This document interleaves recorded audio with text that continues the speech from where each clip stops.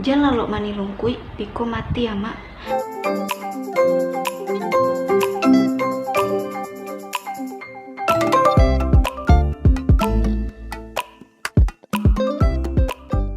Halo teman-teman semuanya, welcome back to my YouTube channel. Oke, terima kasih untuk teman-teman semuanya yang udah ngeklik video ini.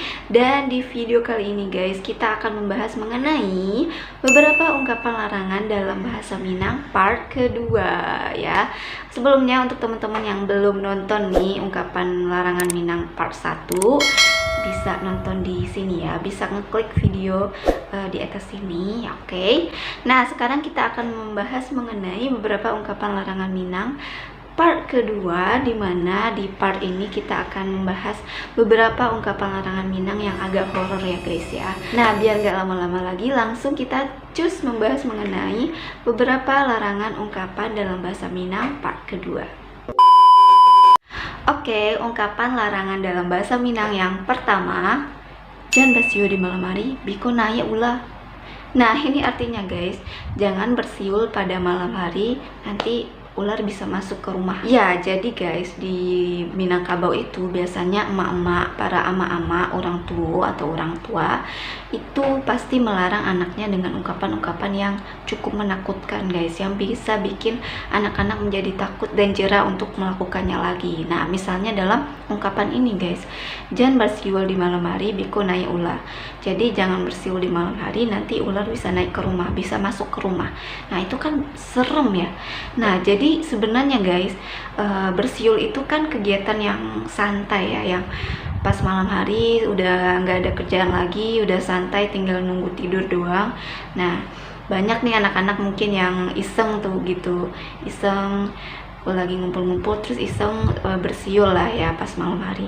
Nah, biasanya emak-emak atau para orang tua itu melarang nih, jangan bersiul di malam hari, biko naik ular gitu. Yang bersiul nanti ular bisa masuk ke rumah. Nah, kalau pas dengar itu pasti anak-anak bakal takut kan, hah? Ular bisa naik ke rumah gitu? Yang bener aja mak, gitu kan?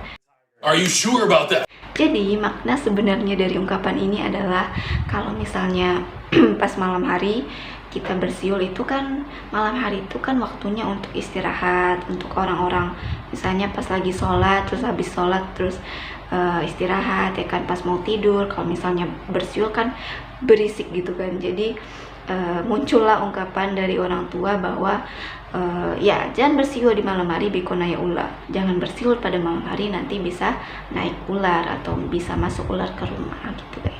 Serem juga ya ungkapan larangan Minangkabau ya. Oke guys, kita lanjut ke ungkapan larangan Minangkabau yang kedua, jangan mandi di waktu sanjo, biko dipice antiwayi wa.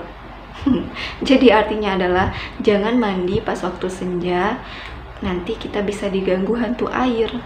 Nah, maksud dari ungkapan larangan ini berfungsi sebagai mendidik anak-anak, para remaja dan masyarakat di Minangkabau agar jangan mandi di waktu senja, karena di waktu senja atau pas mau maghrib, pas maghrib itu kan waktunya untuk beribadah, untuk sholat maghrib.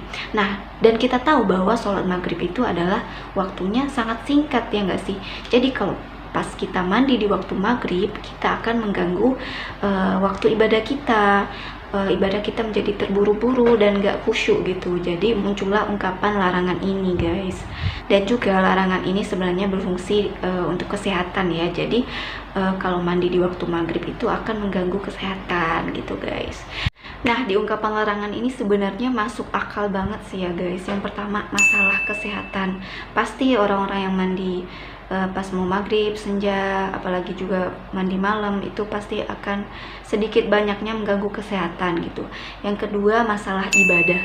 Pastilah, karena waktu ibadah atau waktu sholat maghrib di waktu sore hari itu, waktu senja itu sangat singkat, sangat pendek ya. Jadi kalau misalnya mandi pas mau maghrib itu pasti akan mengganggu sholat kita, ibadah kita, pasti akan terburu-buru dan gak khusyuk gitu, karena sebentar lagi juga mau masuk waktu isya gitu kan. Terus yang ketiga, mengganggu yang lain. Ini sebenarnya pengalaman pribadi banget sih guys menurut aku ya. Nah, kenapa mengganggu? Karena kalau misalnya kita di rantau, pernah nggak sih teman-teman ngerasa pas di rantau terus kalian ngekos bareng teman-teman kalian semuanya rame-ramean dan kamar mandinya pasti terbatas ya nggak sih. Terus ketika kalian punya teman-teman sekosan yang mungkin biasa aja mandi pas mau maghrib, dan kalian pantang banget nih mandi pas maghrib gitu kan. Terus teman-teman pas ketika datang nih waktu maghrib, pasti teman-teman buru-buru kan buat wudhu, terus kalian mendapati toilet full semua karena pada mandi semuanya gitu kan. Jadi pasti akan mengganggu teman-teman yang mau sholat, yang mau wudhu gitu kan, pasti sama terganggu lah gitu. Jadi ya, pernah gak sih teman-teman mengalami seperti itu? Coba sih komen di bawah ya. Oke, kita lanjut ke ungkapan larangan dalam bahasa Minang yang ketiga. Jangan lo mani lungkui, biko mati ya mak. Nah ini artinya guys, jangan tidur menelungkup atau tengkurap, nanti orang tua bisa meninggal. Nah sebenarnya ungkapan sebab akibat itu sebenarnya nggak ada kaitannya ya guys. Ini sebenarnya ungkapan nanti orang tua bisa meninggal itu agar masyarakat jera dan tidak melakukannya lagi gitu. Nah fungsi dari ungkapannya itu adalah sebenarnya untuk mendidik para anak-anak, remaja, dan masyarakat di Minangkabau agar tidak tidur dalam posisi tengkurap atau menelungkup, karena posisi tersebut bisa menyakiti diri kita gitu, bisa membuat sesak nafas pas tidur karena dada kita pasti tertindih ya kan kalau misalnya tidur di posisi tersebut gitu. Nah sebenarnya juga ungkapan larangan ini sangat berkaitan erat sama ajaran Islam ya gak sih guys.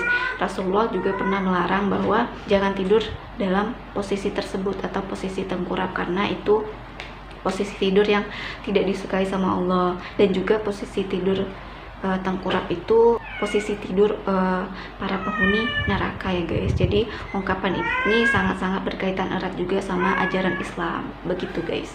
Jadi jangan tidur dalam posisi tengkurap ya. Oke, kita lanjut ke ungkapan larangan dalam bahasa Minang yang keempat. Anak kete jangan main deket kuburan di kota sapu. Nah ini artinya guys, anak kecil itu nggak boleh main dekat kuburan, nanti bakal kesurupan. Nah ini sebenarnya fungsi dari ungkapan ini adalah mendidik anak-anak agar jangan main dekat kuburan, nanti bakal kesurupan gitu, bakal diganggu ya kan. Nah kita percayalah bahwa kalau misalnya di pemakaman umum atau dekat-dekat kuburan itu pasti ada makhluk halusnya. Begitupun di masyarakat Minang masih melekat kepercayaan bahwa di sekitar pemakaman atau di sekitar kuburan itu pasti banyak makhluk halus. Jadi muncullah ungkapan melarang anak-anak untuk main dekat kuburan karena bakal diganggu nantinya gitu kan ya. Nah di kota-kota besar itu kuburan itu pasti ada tempat tertentu ya yang namanya pemakaman umum. Tapi zaman dahulu nih di masyarakat Minang, mungkin sampai sekarang juga masih ya, bahwa jarang banget itu di daerah-daerah Minangkabau itu yang punya pemakaman umum guys. Jarang banget yang punya pemakaman umum.